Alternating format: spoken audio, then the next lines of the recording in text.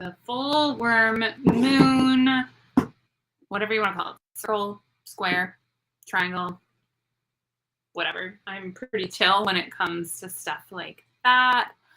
How are you doing? Let me know in the comments. This is streaming live onto private links on my YouTube channel and as well as into Facebook. I'm just going to pop up and make sure that it's actually working inside of the group. Sweet, it is. Look, everyone, it's working. You can see it. That is so cool. Okay. So I'm hoping that I will be able to see questions and comments. I know we're going to be starting here in a little bit. I'm going to post. I'm really hoping that we don't get any spam comments because that would be really annoying. But we'll do our best, right? So settings, participants, video.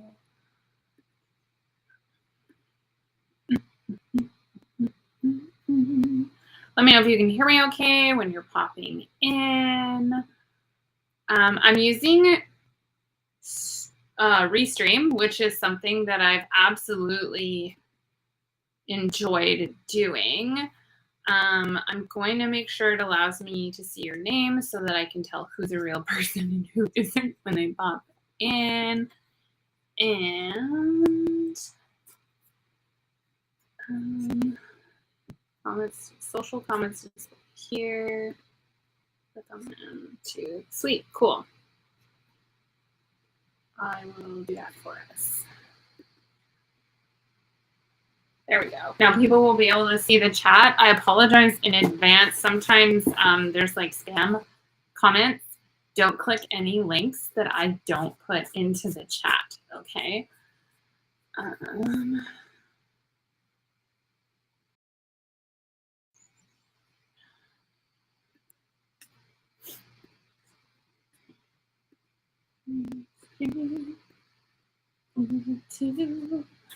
So I'll make sure that I have my phone up so I can see any comments that pop up in the Facebook group. And then I'm going to lead us through an activity or two. So if you have with you a candle or something that you would normally use to cleanse the space, now would be a good time to do that. I got Olivia to bring me packets of seeds because we're going to use seeds. What a better way to usher in spring than to use seeds, right? So we're going to use seeds. You could have beans. You could have, if you haven't ordered your seeds yet, that is okay. You can always do this part of it later. I do have loads of them here, so I can definitely do this as a community practice. For me, it's been like very, very Piscean and very Virgo-y energy. I've fully been deep in my feelings, and then on top of it, my own cycle started just now, so that's a super fun time. I'm gonna go and make sure that I copy this link and post it in the Facebook group just in case. You know, we don't want anyone missing out. And then of course I will have the replay available later. So if they want to watch live.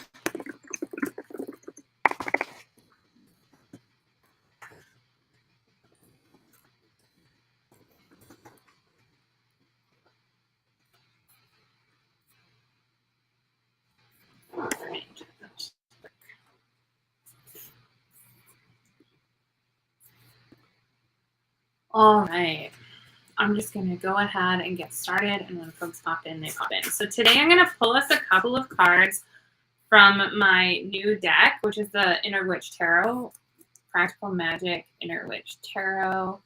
It's like, Made by Grounded by the Moon. I got it off the Kickstarter. I'm sorry that the background settings make it so you can't see it very well. So let's change those because nobody cares if the back area is messy or a bed. Literally no one cares. Okay. So it's the Inner Witch Tarot, Practical Magic. Okay. Let's pull. What do we need to know today? What kind of wisdom do we need moving into this lunation? What things are we letting go of? What things can we call in? And what kind of energy or clarity can we embody as we move forward? All right. That's funny. Straight up moon. Okay, so in this deck, some of the cards are done differently than a traditional tarot. So they still have the same numbers and whatnot, but instead of being gendered, which I adore, their cards are, wherever possible, the cards are a bit different. And there's some bonus ones in here too. So we've got, let me just find them. The moon. Okay, so we've got the teacher, the initiate, which is the 11 of coins instead of like the knight of coins. The teacher would be the King of Cups instead of, the King of Cups. We've just got a bird. And then this one would be the 7 of coins or pentacles. So I do think it's interesting when we're sitting here in the lunation, before we get into pentacles, before we get into cups, it's really interesting to me that here we've got the initiate, which reminds me of like Mother Maiden Crone. This reminds me of the transformation that happens in the lunar cycle and the goddess progression, but from a non-binary perspective, which is really cool. And I totally didn't plan that. So we've got the initiate, so the person who's just starting their journey. They're a little further ahead than the average person. They're in the spiritualness. They're at the beginning of their education journey. And then we've got the apprentice, so someone who's taking on a little bit more of a teacher role, a little bit more responsibility, and a little bit more authority in all of those things. And then we've got the teacher. So depending on where you're at in your journey, you might resonate with a different card. So let's look at it from the perspective of coins and cups, right? So in traditional tarot, pentacles or coins have to do with security, knowledge, abundance, those kinds of things. So say you're the initiate, right? The student, the learner, the page in traditional tarot. If that's you, if that's where you're at in your journey, then you're investing your time, money, resources into getting knowledge. If you're coming here today and you're more of the apprentice, there's starting to be a bit more of a give and take in your spiritual journey and in your leadership journey. And full moon in Virgo is like full balance, full circle, full embodying the knowledge that we've been doing and being grounded while still like, I don't know if you have any Virgos in your life, but all of the Virgos in my life are very organized, even if it doesn't look that way on the surface. They know what's going on, and they are some of the best preppers I've ever met. And then the teacher, speaking of balance, the teacher, if you've ever seen a traditional tarot deck with the King of Cups, it's usually sitting there above the water with barely their finger touching into a bowl or a cup or whatever, and they are fully serene. Like there's stuff happening, but their emotions are not controlling them. They're in control of their emotions. So it's going from beginner not sure what's going on, working really hard, middle, like this entire journey. So I feel like very full circle vibes for the moon tonight. So I'm just going to take my sage bundle here.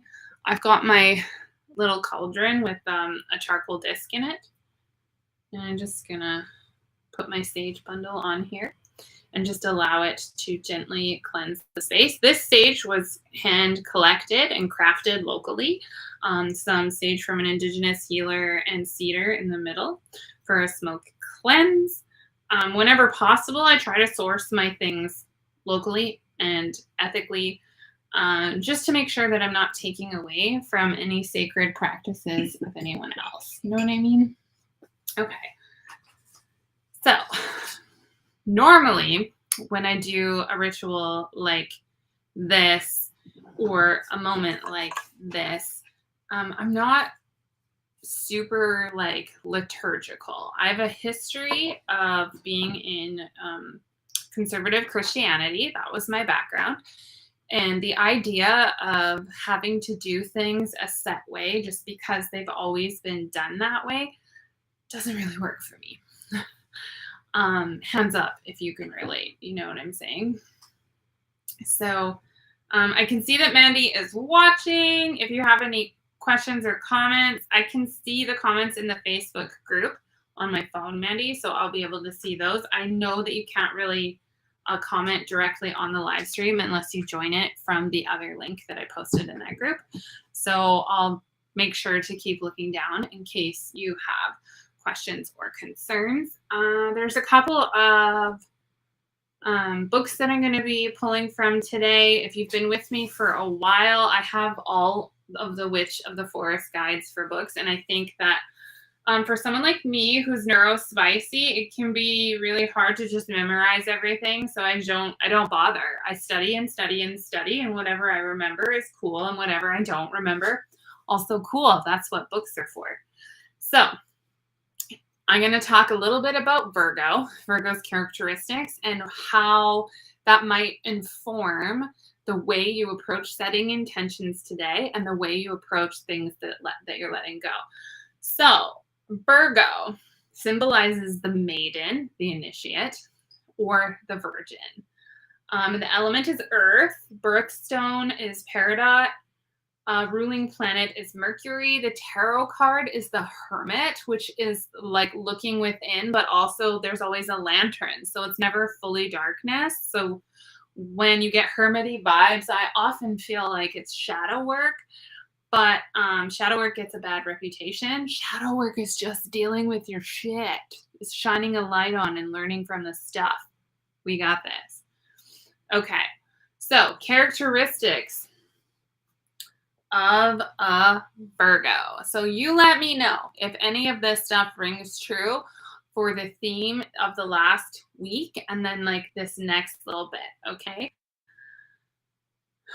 Practical. No time for bullshit. Okay, so Virgos are very connected to the earth.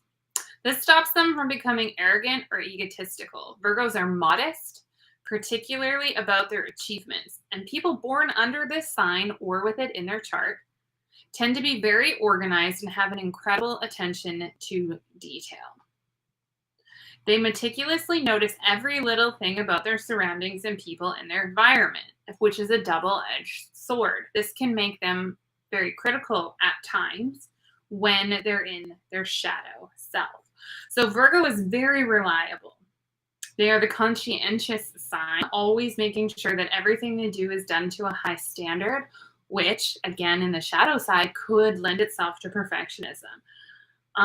So partly due to their structured methodical approach to all areas of life, they always meet deadlines and they know exactly what they need to do to meet their goals. They have a mental agility that is second to none, which makes them quick learners who can pick up knowledge and skills much faster than most. So if you find that certain things are really easy for you, almost to the point where it irritates you and other people don't figure it out, I'd be interested to know where your Virgo placements are. But when they're in their shadow self, when they're not fully integrated, okay, they tend to overwork and burn themselves out. They throw all their energy into whatever they're doing, and at the same time, they tend to not look out for themselves or take rest and recharge. It's not helped by the fact that Virgos often set themselves unachievable goals, meaning they are constantly giving their energy away to goals they can't quite reach on their own. These high standards can make them very self-critical, and they tend to constantly strive for perfection. They doubt themselves, their own abilities, and even their worth, and they can overthink. So, coming on the heels of Pisces into the moon being in Virgo, okay? So, like, there's a lot of stuff that's going on in astrology. And I'm not going to spend too much time there, but I do want to let you know that if you've been feeling deep in your emotions, but also over analyzing everything, it's not 100% just you. You are feeling the influences of what's happening right now. Your job as a high human being, a person of like higher thinking, a person who's in tune with themselves and takes responsibility for their spirituality, your job isn't just to overthink the things, but to be like, okay, intuition, why are you bringing this up right now? Why this? Why now? Virgo likes balance in everything. So if you're starting to see like grounding, right? So if you're starting to see chaos, or you're starting to see criticalness, or you're starting to see like being hard on yourself and overthinking those things, or if you're starting to burn out, it could be that this lunar cycle is the cycle where you stop trying to be perfect. But how? Well, once I've got that figured out completely, I'll let you know. I'm just going to go over here and grab my candle lighter so that I can light this candle. I brought this gorgeous candle, and I think it's going to be too short. But, oh, nice. I can put it right there, and then y'all can watch it for, cool. Okay. So that's what we're going to do. I'm going to put it right there. I just have to grab my candle lighter. Okay. So what we're going to do, I'm going to talk while I'm behind the computer like a badass. Is I'm going to lead you through an exercise. If you are not where you can be calm and quiet and contemplative, that's okay, because you're going to get the replay. So if you're like me and you have a hard time focusing the first time you hear a thing, that's okay. I fully empower and embrace neurodiverse folks here in these moments. What I would like you to do, if you have it, what I would like you to do is to get your seeds and get a notebook and a pen. And we're going to get started here in just a second. Someone is messaging me.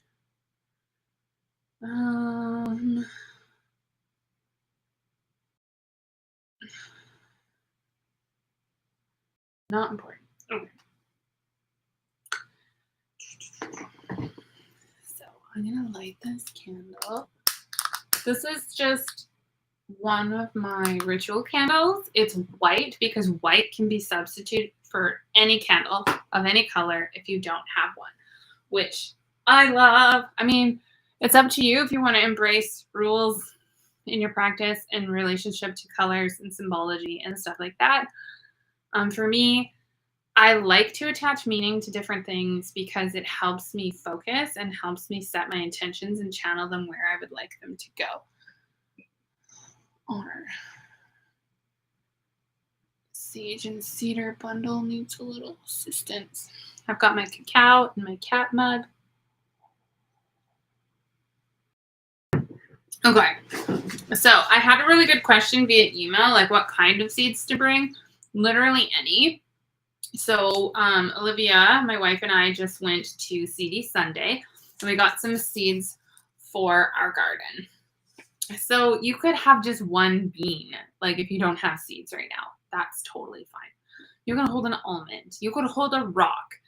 It doesn't matter, but it's going to be something that you bury in the yard, okay? So right now, if it feels comfortable for you, close your eyes and just take a few regular breaths so that you can anchor into your space. I'd like you to witness whatever it is you're sitting on. Right now, I'm sitting on the bed. You're sitting on the floor, on a chair, on a couch, on a bench, in the car, outside, wherever you're sitting. I want you to feel the support of the surface beneath you. Okay? And I want you to imagine that that surface beneath you is the earth in all its glory. Now, you may have heard other meditations like this, other visualizations like this, where they said Mother Earth.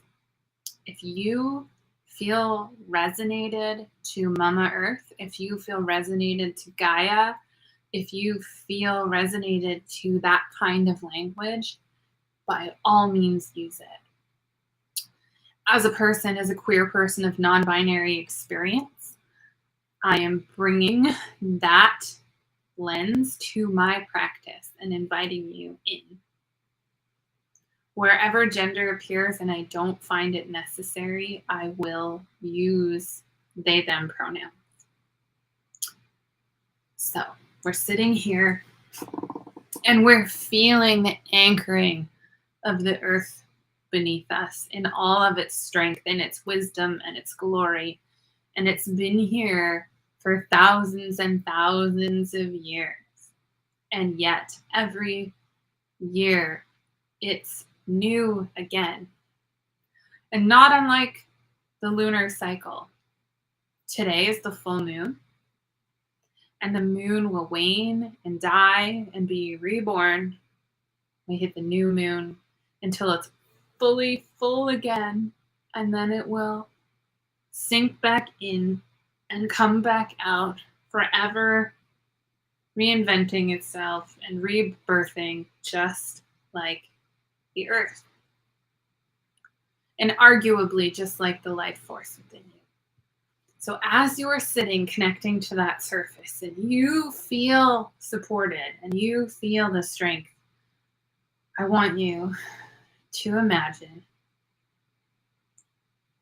roots coming out from the base of your spine where your muscles are touching the surface beneath you, and they're going down deep.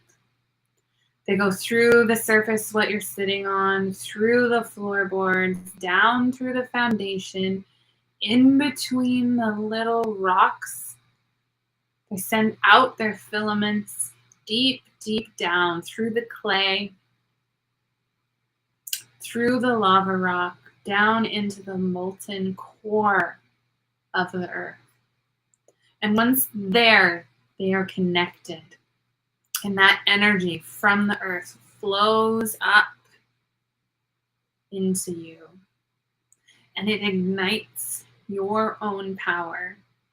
And you can feel it going up your spine and through every ending of your nerves as they resemble and mimic the root system and the network of energy throughout the earth. You are one with the earth, and it is one with the universe. Breathe in, breathe out. Breathe in, breathe out. Now, sitting here, I want you to envision what the next 30 days could look like for you if you harnessed that power, that regenerative, life-giving power from the earth and carried it. Can you see it? Maybe you see a light. Maybe you see a bright white light. Maybe you see leaves. Maybe it looks more like a butterfly coming towards you. Whatever you see, I want you to really, really see it. See the way it moves and dances. And then remember that image as you come back up through the earth, up through the roots, and the ground safely closes behind you. And now you're sitting here with that image and that energy in you. And blink your eyes and open them. Okay. With that energy and that image, I want you to take a minute and write in your journal what it would look like for you if the calm, structured, regenerative, life-giving force of nature was what fueled you over the next 30 days. And that might be a little nebulous. So I just want you to write without overthinking it. Okay. And as you do that, I want to draw your attention back to some of the images that popped up. Okay. The light, the earth, security, safety, structure, rebirth, renewal, cycles. Your breathing is a cycle. Digestion is a cycle. Menstruation is a cycle. The lunar cycle, the solar cycle that happens every 24 and a smidge hours, Earth side, those are cycles. And as we think of those things, we can think of the goals that we set as a cycle instead of a destination.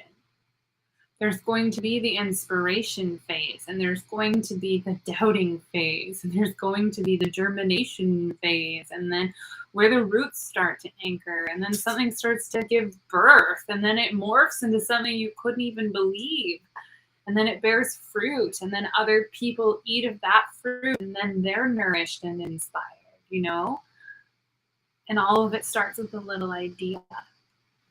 Okay? And so that's what I want to invite you into today.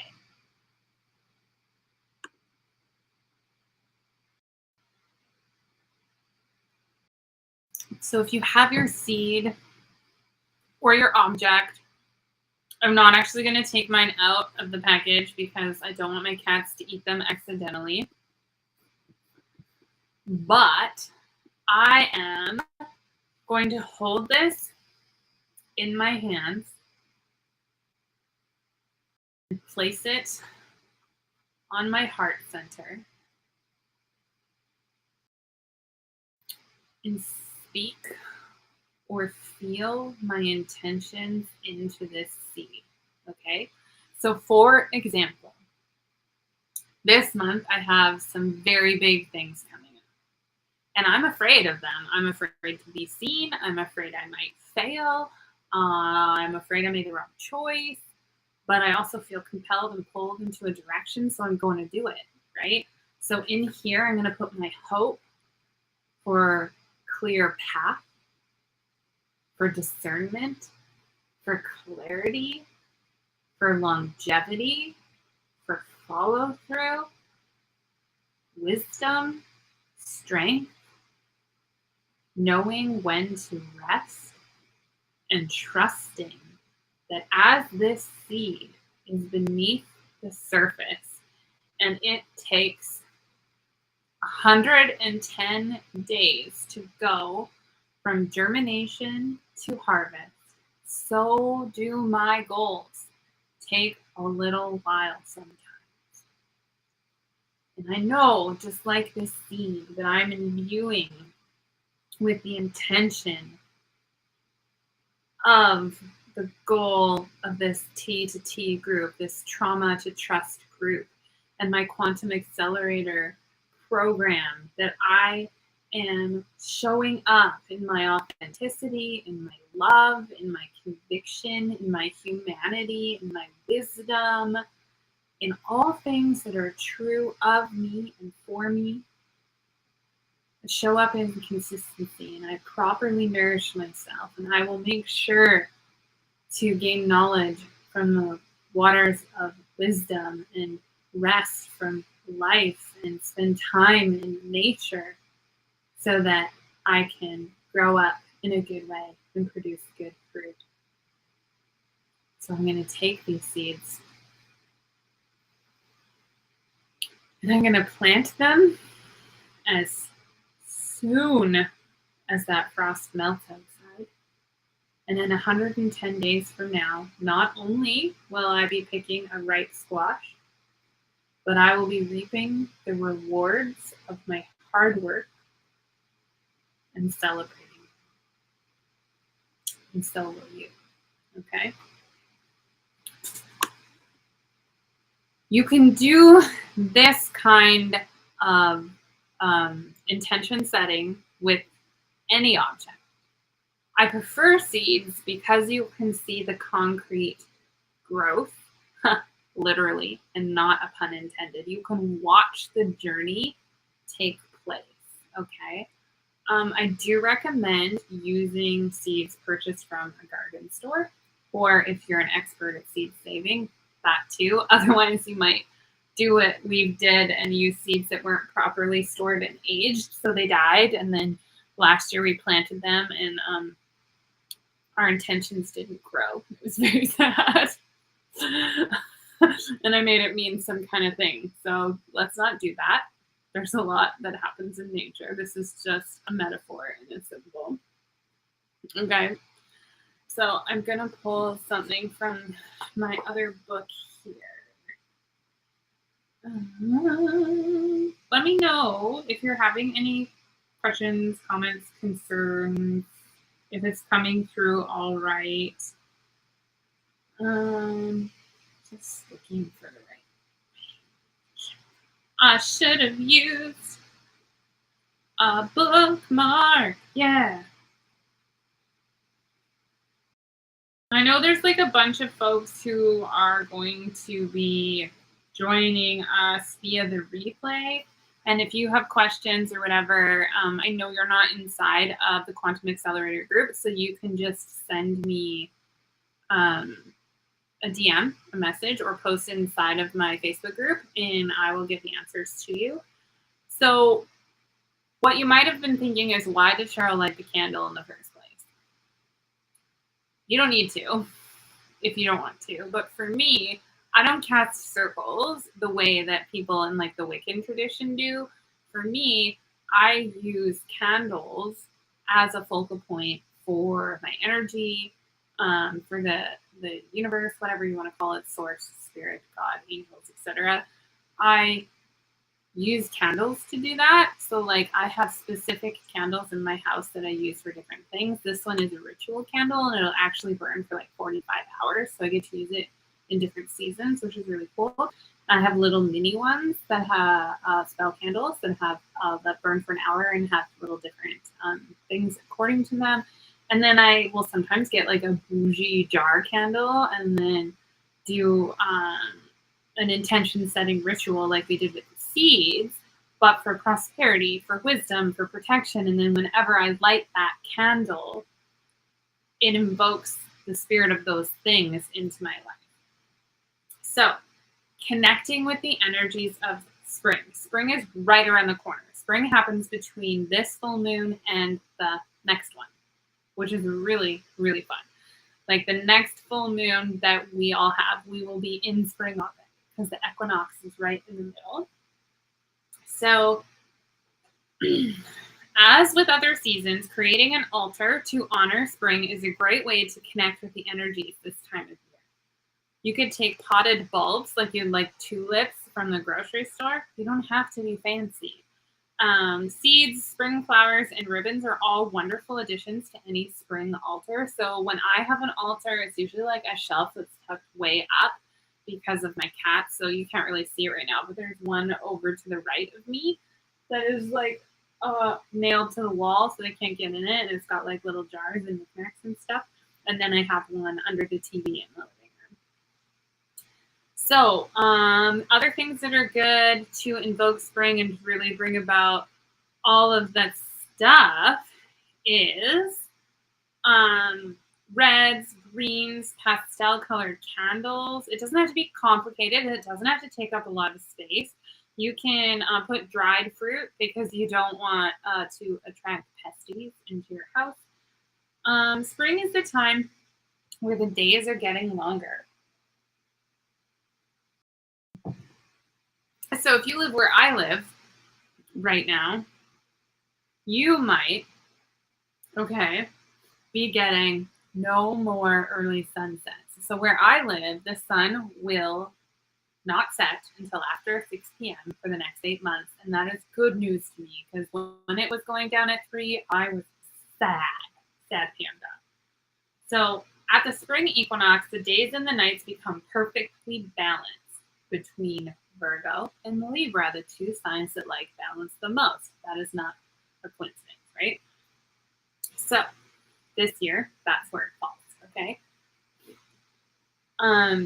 Dandelions have magical uses. They're the first flower during the spring in most areas. You might see the bright yellow popping up in your garden, and they can be used for many kinds of magic, including creativity, inspiration, and courage. And the other thing that if you're practicing any kind of traditional indigenous medicine, dandelions, the root, the flower, the leaves, all of it are edible, contrary to what people might have told you.